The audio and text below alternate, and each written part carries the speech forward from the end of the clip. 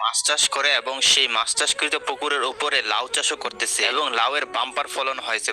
এই লোকটির ওয়াইফ মোটা দেখে তার ওয়াইফকে গাড়ির সাথে এইভাবে বেঁধে গাড়ি চালাতে থাকে যাতে করে তার ওয়াইফ দৌড়াতে দৌড়াতে অনেক সরু হয়ে যায়। তো যাই হোক, এরপরে গাড়ির স্পিড আরো বাড়িয়ে দেয়, এতে করে মেয়েটির রশি সেইখানে ছিঁড়ে পড়ে যায় আর লোকটি সেইখান থেকে চলে যায়। এই পুরো জঙ্গলে মেয়েটি কিছু চিনতো না। এরপর মেয়েটি হাঁটতে থাকে, তখন সেইখানে প্রচন্ড বৃষ্টি নামে এবং দেখতে দেখতে রাত হয়ে যায়। এইভাবে মেয়েটি হাঁটতে থাকে। তো একটা সময় মেয়েটির অনেক খিদে পেয়ে যায়, তখন সে আশেপাশে খাবার খুঁজতে থাকে। তখন সে একটা ফলের গাছ দেখতে পায়। যখন সেই গাছ থেকে ফলটি ছিঁড়তে যাবে, ঠিক তখনই একটি লোক গাছটিকে তুলে ফেলে দেয়। আসলে এটি বিষাক্ত ফল ছিল। তো এটা দেখে এই মেয়েটি সেই লোকটিকে পছন্দ হয়ে যায় এবং লোকটিকেও এই মেয়ের পছন্দ হয়ে যায়। এরপর লোকটি মেয়েটিকে কোলে তুলে নেয়। এরপরে কি হয় দেখার আগে, মা তোমাকে জন্ম দিয়েছে কত না কষ্ট করে, সেই মায়ের জন্য লাইক, কমেন্ট আর সাবস্ক্রাইব করে দাও। এই লোকটির ওয়াইফ মোটা দেখে এই মেয়েটি হাতে মশা এঁকে বিড়ালটার পাছায় গিয়ে ঠাস করে একটি চড় মারে। বিড়ালটি জিজ্ঞাসা করে কি হয়েছে। মেয়েটি বলে এই যে মশা মেরেছি। মেয়েটা বিড়ালটিকে বোকা মনে করেছিল, কিন্তু বিড়ালটা যে কি চালাক তা টের পাবে এখনই। মেয়েটার চেহারায় মশা আঁকা শেষ। এরপরে কি হয় তা দেখার আগে আমার এই ছোট্ট বিড়ালটি কিউট লাগলে লাইক।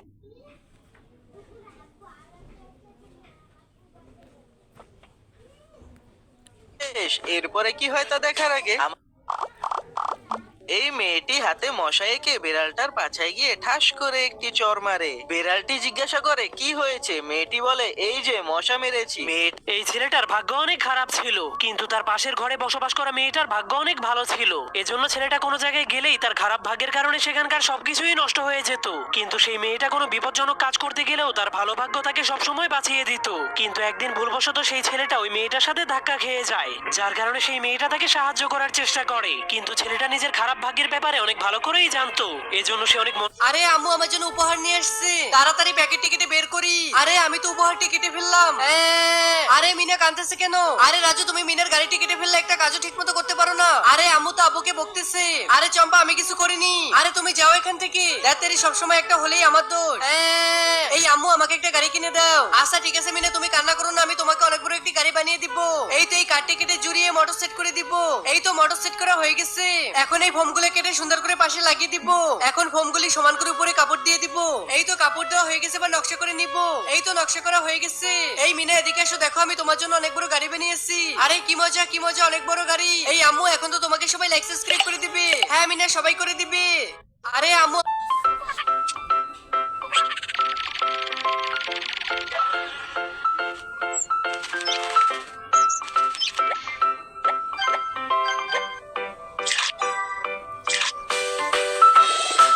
আইসক্রিম কে কে খাবে? ইয়েস স্যার আমরা। তুমি নাও। Thank you. তুমি নাও। Thank you. এইটা তোমার জন্য। এই দেখ স্যার এটা আমাকে দিয়েছে, যা তুমি নাও। Thank you. গার্লফ্রেন্ড এইটা তোমার জন্য, রাখো তোমার আইসক্রিম। তুমি এইটা আমার সাথে কিভাবে করতে পারলা? কেন কি হয়েছে? তুমি ওদেরকে আইসক্রিম দিয়েছো কেন? সব আইসক্রিম আমাকে দিবা মানে? সোলজাররা আমাকে আইসক্রিম গুলো দিয়ে দাও। Yes sir. আমি আবার প্রথম থেকে শুরু করতেছি। গার্লফ্রেন্ড আমি তোমার জন্য আইসক্রিম নিয়ে আসছি। সত্যি বলছো? ধন্যবাদ স্যার। আমাদের আইসক্রিম কোথায়? তোমাদের আবার আইসক্রিম লাগে নাকি? এইটার মানে কি? আর দুইটাই খেলে লাইক সাবস্ক্রাইব দুইটাই করো। আইসক্রিম কে কে? কেউ তোমাকে ছোট করতে চাইলে আজ থেকেই এইভাবে জবাব দিতে শেখো। নাম্বার 1, কেউ যদি বলে তুমি দেখতে কালো, তাহলে তাকে তুমি জবাব দাও তুমি আমার আয়না নও। নাম্বার 2, কেউ যদি বলে আমি তোমাকে ঘৃণা করি, তাহলে তাকে জবাব দাও তোমার এই। আরে আমি কিভাবে এই ছেলেটি একটি ভূতের পুতুলকে জীবিত করে ফেললো? ছেলে বন্ধুরা, এই ছেলেটি একটি শ্মশান ঘাটে ঘুরতে যায়। তখনই সে মাটিতে এই পুতুলটাকে দেখতে পায় এবং সেটিকে তুলে বাড়িতে নিয়ে আসে। তারপর পুতুলটাকে একদমই ভালো করে পরিষ্কার করতে থাকে। তখনই মেয়েটি মনে মনে ভাবে আমি যদি পুতুলটাকে জীবিত করে ফেলতে পারি তাহলে আমি অনেক বড় ফেমাস হয়ে যাব। তারপরে তো মেয়েটি পুতুলটাকে জীবিত করার জন্য অপ্রাণ চেষ্টা করতে থাকলো। তারপরে পুতুলটি মেয়েটির সাথে কি করলো যেটি দেখে তুমি তো একদমই ভয়। আরে বাবারে অনেক ক্ষুধা লেগে তাড়াতাড়ি বক্সটিকে খুলে ফেলি, আর তখনই শয়তান একটি হনুমান এসে আমাকে আঘাত করে দূরে ফেলে দেয়। আর আমি এইখান থেকে উঠে দেখি কিভাবে এই ছেলেটি একটি ভূতের পুতুলকে জীবিত করে ফেললো। ছেলে বন্ধুরা, এই ছেলেটি একটি শ্মশান ঘাটে ঘুরতে যায়। তখনই সে মাটিতে এই পুতুলটাকে দেখতে পায় এবং সেটিকে তুলে বাড়িতে নিয়ে আসে। তারপর পুতুলটাকে একদমই ভালো করে পরিষ্কার করতে থাকে। তখনই মেয়েটি মনে মনে ভাবে আমি যদি পুতুলটাকে জীবিত করে ফেলতে পারি তাহলে আমি অনেক বড় ফেমাস হয়ে যাব। তারপরে তো মেয়েটি পুতুলটাকে জীবিত করার জন্য অপ্রাণ চেষ্টা করতে থাকলো। তারপরে পুতুলটি মেয়েটির সাথে কি করলো যেটি থেকে তুমি তো একদমই ভয় পেয়ে যাবে। কিন্তু সেটি দেখার আগে সবাই তো নাচের ভিডিওতে লাইক সাবস্ক্রাইব করে আজকের দিকে ছবিটিকে মন থেকে কয়জন লাইক সাবস্ক্রাইব করে? তো বন্ধুরা লাস্টে তো পুতুলটা আসলে জীবিত হয়ে গেল।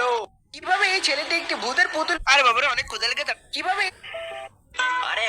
কেউ তোমাকে ছোট করতে চাইলে আজ থেকেই এইভাবে জবাব দিতে শেখো। নাম্বার 1, কেউ যদি বলে তুমি দেখতে কালো, তাহলে তাকে তুমি জবাব দাও তুমি আমার আয়না নও। নাম্বার 2, কেউ যদি বলে আমি তোমাকে ঘৃণা করি, তাহলে তাকে জবাব দাও তোমার এই 2 টাকার ঘৃণা দিয়ে আমার কিছু যায় আসে না। নাম্বার 3, কেউ যদি বলে সব ভুল তোমার, তাহলে তাকে জবাব দাও তোমার সাথে দেখা হওয়াটাই ছিল আমার জীবনের সব থেকে বড় ভুল। নাম্বার 4, কেউ যদি বলে আমি তোমাকে কিছু বলতে বলেছি, তাকে জবাব দাও তাহলে শুনছো কেন আমার কথা। নাম্বার 5, কেউ যদি বলে তুমি অনেক খারাপ, তাহলে তাকে বলো খারাপের পাশে দাঁড়িয়ে আছো কেন। নাম্বার 6, বন্ধুরা হয়তো তোমাদের সাথে আর দেখা নাও হতে পারে, তাই জন্য বলছি সাবস্ক্রাইব করে রাখো, জীবনে ভালো কিছু শেখাবো।